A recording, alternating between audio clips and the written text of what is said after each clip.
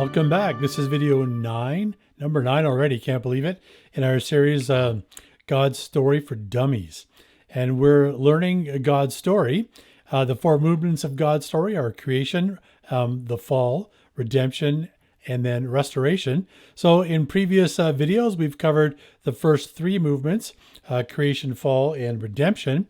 And now we're on the restoration part. And last week, we talked about what the present heaven will be like and where we go when we die, and how we can bring heaven to earth now where we live. And so if you want to go back and listen to that, it's available right here on YouTube. And today we're going to be talking about the future heaven, or the restoration, or the renewal, or when heaven and earth dimension overlap again. So Jay, why don't you tell us what that's going to be like? Well, yeah. So, I mean, I think the idea of heaven or new earth, however you want to say that, even though they are kind of different, I think just we'll use the broader range of kind of when we're done here, what does it look like there? I think just to dispel any myths, it's not going to be the forever church service. Thank you. Yeah, I like it. That doesn't mean there won't be maybe things like that happening, but it's not just sort of like, now 24/7, it's sermons and worship music and liturgy and whatever, because even that is sort of like which one goes there? Can you go to different kinds? Like, that's really not what it's about. It's not going to be a bunch of clouds. It's not going to be, with a pearly gates, even though it does say there are going to be some gates. We do get something different through Scripture. And we may not necessarily have a full-out exact idea, but we do get a pretty good idea through Scripture of what heaven could look like. And it all depends if you're going to take it literally or figuratively. And, feel free to do either. Yeah. I think the thing is to really see the point behind it. Yeah. Is the biggest thing. And I think it's kind of a throwback to the Garden of Eden, only better. And that really is, I think, a lot of the point of that is just what this was, but so much better. And also, I think it's important to remember is that the picture being painted quite often is going to make a lot more sense to those who would have originally read it than us. And so even seeing a few little things, we might, okay, why would that be? Just because, again, of just the time 2,000 years ago and whatnot. So I think what's really important is that this is restoration. This is going back to what God originally thought it was. And so kind of taking it back to one of the thing we've weaved through this whole thing of right from, the fall was the death of relationship. Yep. It is about, as you said, coming back to the Eden, and it's about his presence ultimately. So ultimately God will be with us and we will be with him on a renewed earth. That's right. And it's I think if we get anything from this, like if we can have arguments back and forth between family about this or that and all that, I think the most important thing is this or that. It is a relationship unhindered, one with God and humanity, and really humanity with itself. Yeah. Just the removal of sin or the things that hinder and break down relationship, that has no power and no place anymore. So no evil, no injustice, no hate, no greed, all those things that, or even just, personal gain, or trying to get ahead, or all those, even just having a bad attitude towards somebody. All that stuff is a result of the fall, and that stuff won't be there. So that's right. Obviously that's hard for us to imagine because we deal with that stuff every day. Yeah. Well, and I think one of the things that that we've been talking about, and I think it really applies here, and we've been talking about joy, and really, I think the idea is, joy being sort of, I guess, explained this way. When we walk into the room and someone is happy to see us, and we see that, we experience joy. That we were belonging into something, and so that really is the idea. Will hopefully, we will be excited to see each other and who we see there, and God excited to see us, and we get to experience that. And therefore, I think one of the things, not only presence, but we are going to experience joy just continually. Yeah, and I think that's sometimes we get this idea we're going to be either intimidated by God or he'll be present, but it's going to be some sort of, I don't know, ethereal spirit or something, where really it's this relationship that we've been talking about, where there is actual joy in being with each other. Yeah. So when we move into like the new earth, I'm going to start like there is talk about of a city they call New Jerusalem.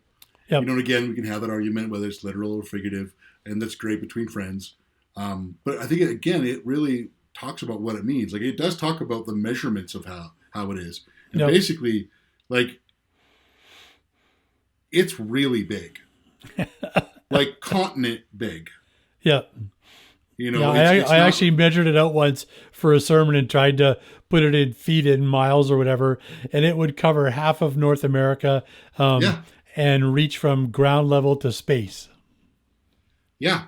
And so I That's think pretty what big. happens, I think the first thing I would say with that is literal, figurative. I think the idea is, hey, there's room. There's room. There's so much ground. There's so many levels. It's there's just lots of room. And I think I've heard this before because people. I've had a conversation many years ago with someone who was just like, well, how do we make sure that we're closer to God in that? Those levels don't mean like somehow like leveling up in a game or somehow you're better than. That's just really the idea of there's lots of room. There's God lots is of room for accessed everybody. Yep. equally by everyone.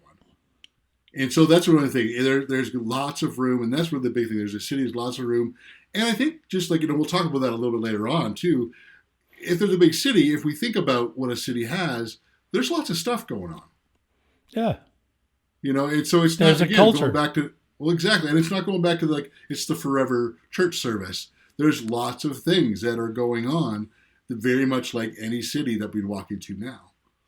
And the I other thing think they that talk comes down to our, sorry just to interrupt there, but it just made Yeah. me think of a point that we're going to come to a bit later on, but I think it fits to talk about it here, is what true worship actually is. Worship is not necessarily singing a song, although it could be. Yep. And so true worship is doing any activity that brings glory to God. And so that That's right. comes down to lots of times how we do things or with the intention with which we do things.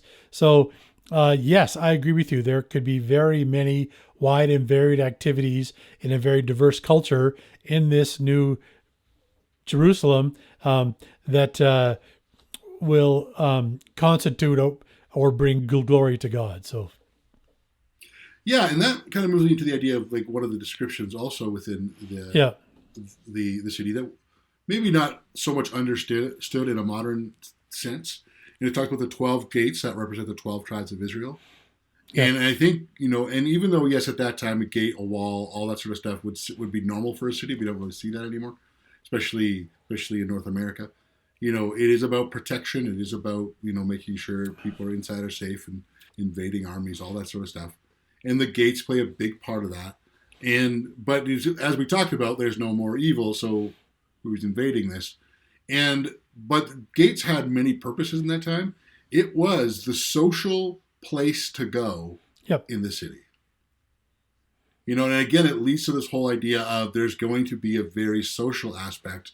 12 gates that represents Israel. Those are important too, representing Israel, the 12 tribes of Israel. But the idea that instantly that people reading it at that time would have understood that sort of thing. There's where the serious talks happen. This is where the stories are told. This is where we come see the people and going and the many things and activities that could be going on. yeah. There's even this sense of legal agreements were done in Yeah. this public forum at the gate, so that there were witnesses to what people agreed to. So it's kind of like a court or judicial system as well. Yeah, and so that would have meant very much something like that other than purely protection. Protection, yeah. And so, again, the idea that there's going to be stuff going on. It's going to be this lively city, things happening, things to do, places to interact. And then just say, I guess, like for heaven itself, the idea of what we could talk about without getting in all the detail. And we'll put some links to that you can get for resources that you can get into the show notes and whatnot. But heaven itself, well, Ezekiel said this, this desolate land has become like the Garden of Eden and the waste, desolate, and ruined cities are fortified and inhabited. So I love this. It's things are restored and life is happening. Mm-hmm. Which is just, again, hits the whole idea we're in the restoration. This is things are restored. And I think really to get an understanding, I love C.S. Lewis' take on this. And it's in his Chronicles of Narnia book series, the book The Last Battle, when describing Aslan's country, which is heaven. Yep. It looks the same, yet it's not. It's described as having more color, and more like, I think this is a cool detail, more like the real thing.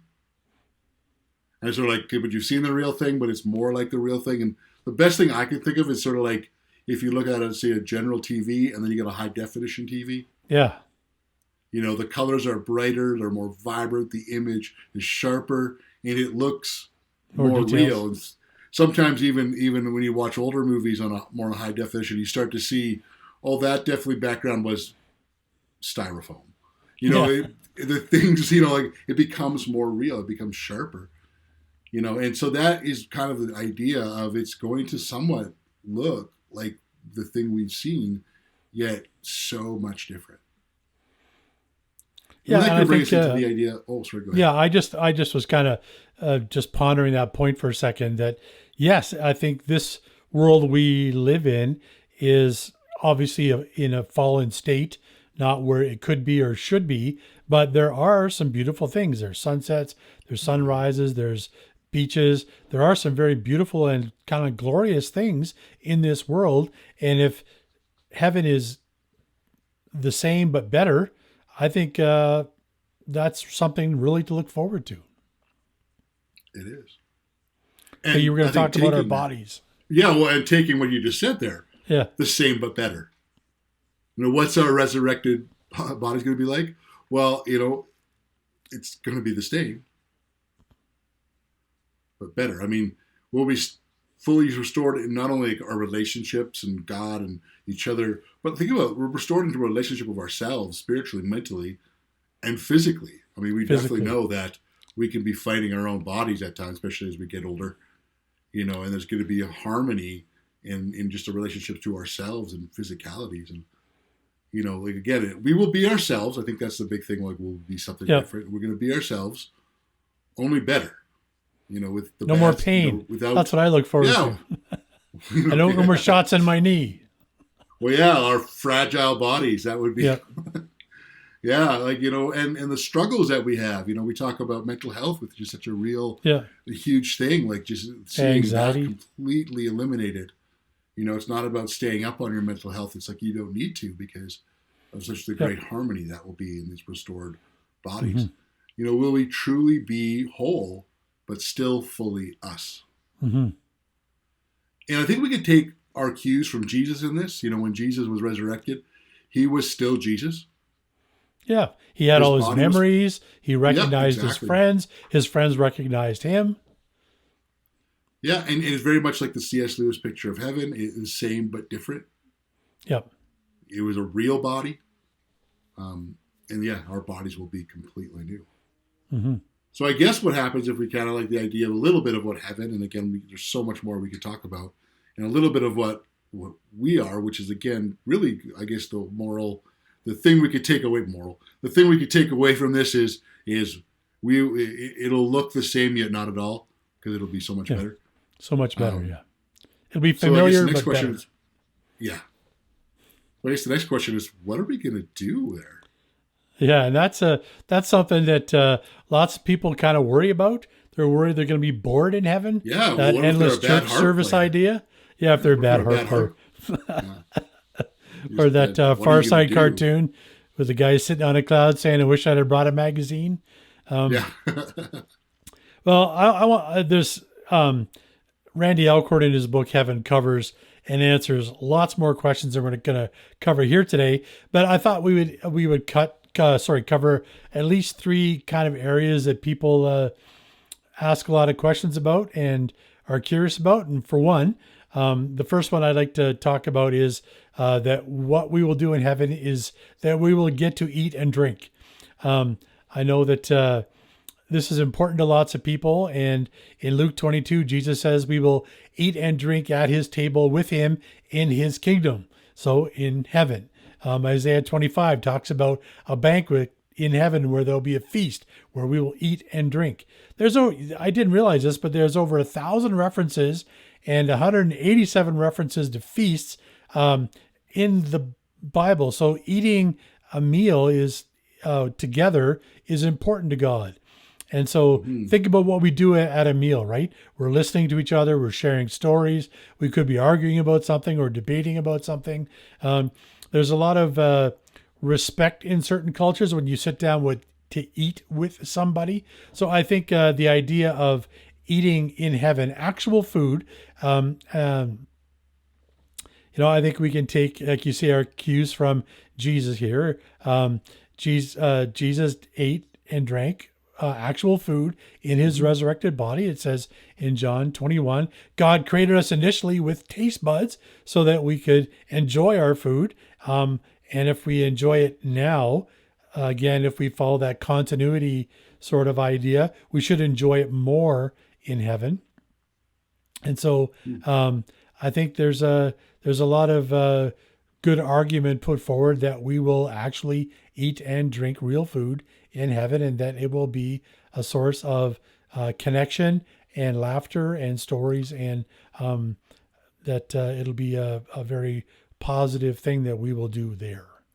Yeah, and I think it just, again, looking to the original audience who would have read this, I think quite often we can look at food and think more just nutrients and pleasure. And even though that is absolutely a part of it and an important part, food for them was the social event.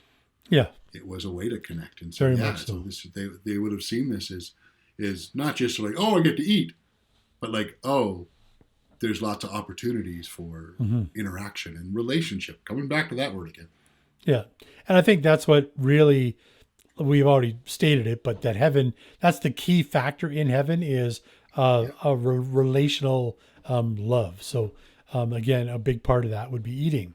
The next thing I want to sort of take a peek at is, what kind of, will we work there? Will we have a job? Will we rest or sleep? Will we play?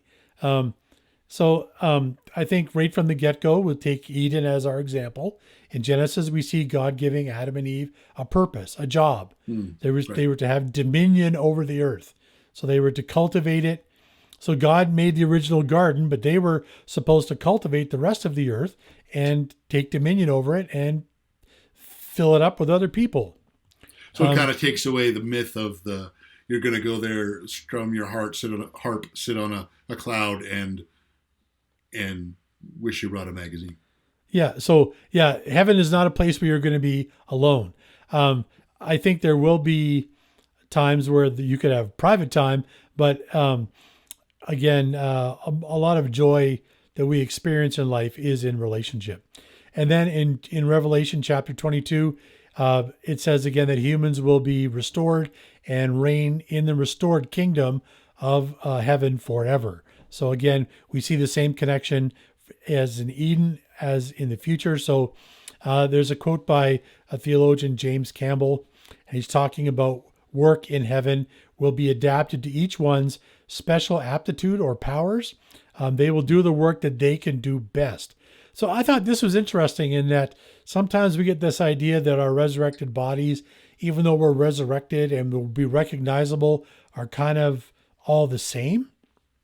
And that's not the way God made us originally, and it's not the way we are now. So I think that is not too hard to draw a continuum to say that we will each have different abilities and that we will work together in the kingdom of heaven. And that we will have an actual purpose and we will have dominion. Again, it uses the word that it more relates to cosmos as opposed to earth, like contained to just earth. And of course, in the book, Randy Elkhorn was very fascinated by that. He was thinking the Star Trek to explore the universe. But don't know if that's actually the case or not. But I don't see anything that would prevent us from thinking that way. And then just even just having jobs in a city, if there's culture, there's going to be artists, there's going to be artisans, there's going to be construction, there's going to be technology, things that need to be done. So we imagine in a workplace though, where you're working, where everybody's on the same page, nobody needs to be told what to do. Nobody's trying to step on somebody else to get ahead. Nobody's lording their power over somebody else. You're all working in collaboration, contributing your gifts to a common cause or goal. I think, and you have unlimited resources. I think that's a real recipe for getting things done. Well, yeah, and I think if everyone comes together, where it's not, as you just sort of said, they're not about, winning or being over top. The win really is we've made something, created something, whatever that might be, produced something, just simply for the betterment and enjoyment of society. Yeah, all of those who are around us. Yeah. Yeah. Now, it's interesting because this idea kind of flies in the face of some people today. I know I recently had a conversation with a young woman, and she's very talented at a specific task. And she had an opportunity to work in that, and she turned it down. And I asked her why. And she said that she didn't want to have to do a job that she loved to pay the bills, because she didn't want to have the pressure of having it become something that was necessary for her to do to meet her needs. And I think heaven's going to be the opposite.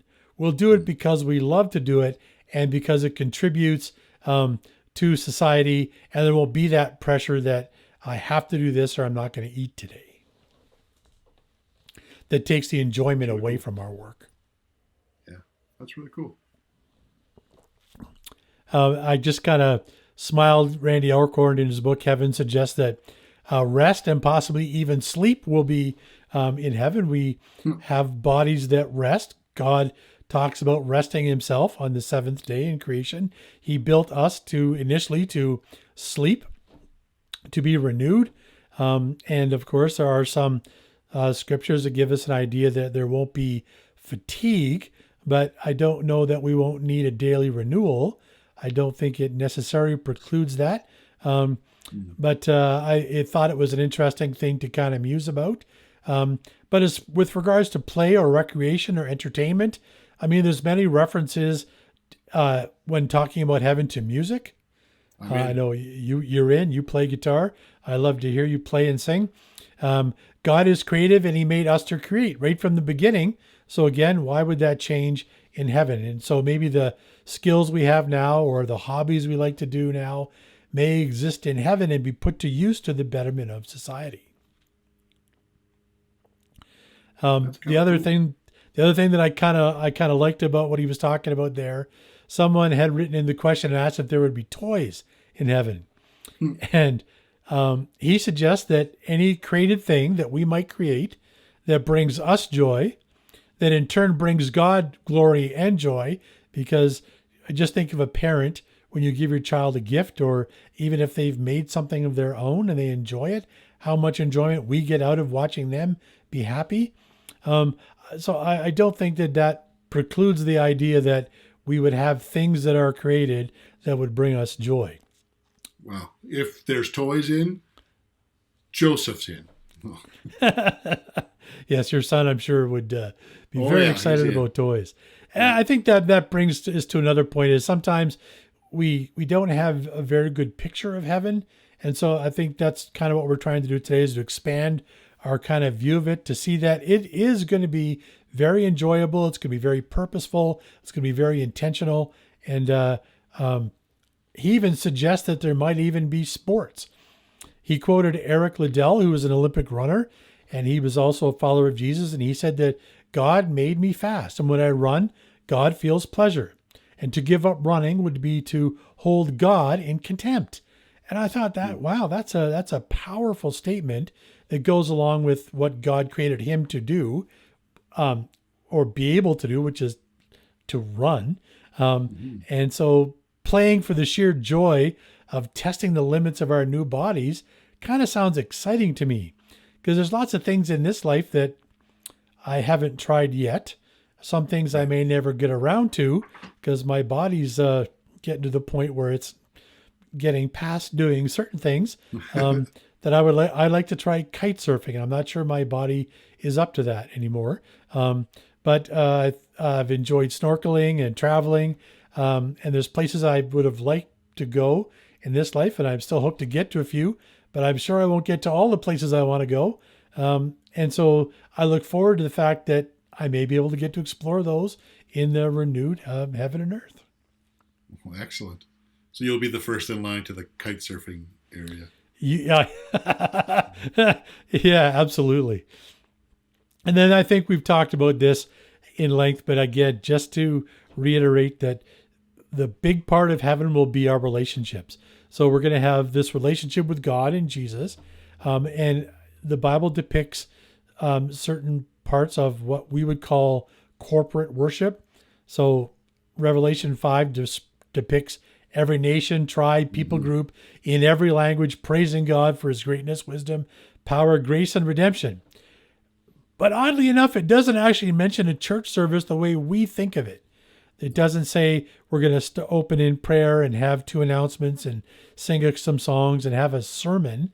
It just says that when it refers to the church, it refers to God's people worshiping God all the time, meaning bringing glory to God in all they do, which is sort of the broader meaning of worship. So that, to me, that means all of our activities could bring glory to God, and it could be in a corporate setting where we're actually singing to God. That is depicted, but it isn't limited to just that.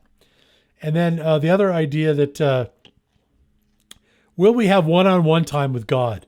And again, this is something that was brought out in the book, and Revelation 4 and 5 suggests that we will have an ever-deepening appreciation of God's greatness as a person.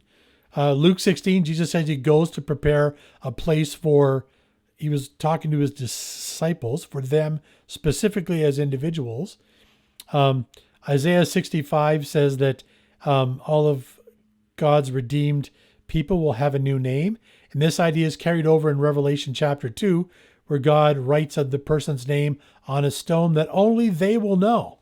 So that means you'll have sort of a private a one-on-one with God where he gives you a new name that is just for you, and it'll be kind of your little secret, which depicts a very intimate absolutely, a relationship with God. So interacting both individually and as humanity as a whole. And then obviously whenever, I know you've had some family members die recently, and at funerals, we try to give people hope that we will see our loved ones who have died. And Paul in 1 Thessalonians chapter 2 says just that the people who die that we know here on earth will be resurrected, and will be resurrected, and we will see them again someday. And that's a hope that we have. That's really cool. Yep. And then it also says that we will have a memory of our life on earth in Revelation 6. So that just pure logic then says if we remember our time here on earth, then we'll remember the people that we were with.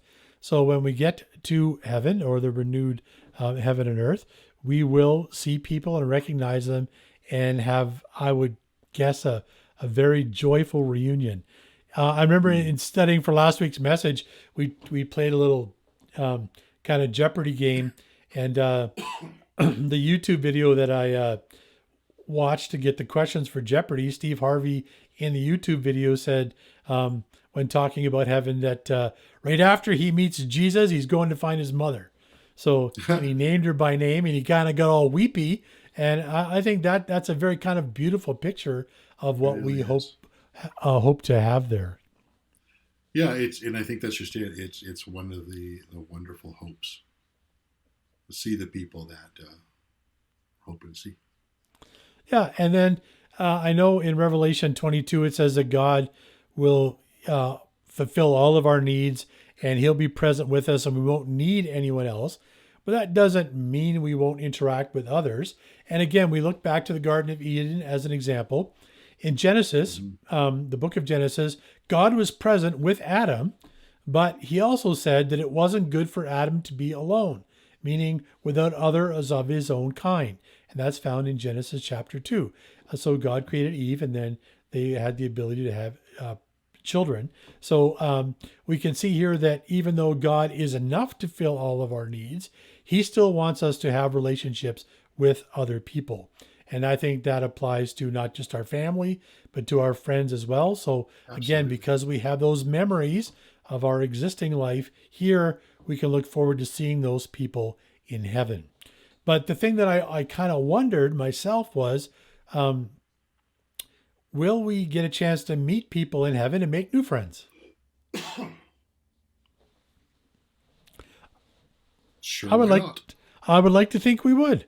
Yeah. Um, I can think of people in this life that I admire, people in history that I've admired, um, people that I might get to work with in heaven, working on a collaborative project that we would work together long enough that I would get to know them and, get to like them in a way that I could call them a friend. And I think that's going to be a part of heaven that might be a bit of a surprise to us.